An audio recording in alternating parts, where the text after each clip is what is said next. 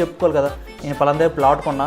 ఇప్పుడు చాలామంది అంటారు నేను పలానా దగ్గర ఒక గజం 10,000 కొన్నా, ఇప్పుడు 50,000 పెరిగిందని చెప్తున్నారు కదా, చెప్పుకుంటున్నారు చాలామంది. సో అలా కూడా మీరు కూడా చెప్పుకోవాలనుకుంటే సో మీరు ఎలాంటి ప్లేస్లో చూడాలి, సో ఒకసారి తెలుసుకుందాం. సో ఫస్ట్ మనం ఇన్వెస్ట్మెంట్ ఎందుకు పెడతాం, ఓకేనా? అసలు ఇన్వెస్ట్మెంట్ పెట్టడం వల్ల బెనిఫిట్స్ ఏంటి ఒకసారి మాట్లాడుకుందాం. So as asset or item acquired with in goal of generating income or appreciation of over time. అంటే ఒక అసెట్ గాను, లేదంటే ఒక ఐటమ్ అంటే ఒక వస్తువు నుండి మనకు ఒక రాబడి వచ్చే విధంగా, అండ్ ఒక గోల్ ఆఫ్ సెట్టింగ్. సపోజ్ అంటే ఇప్పుడు మనం ఒక 10 సంవత్సరాలు ఏదో చేస్తాం అనుకొని దానికోసం ఇప్పుడే మనం సేవ్ చేసుకోవడం ఒక అమౌంట్ ఏదో ఒక విషయంలో.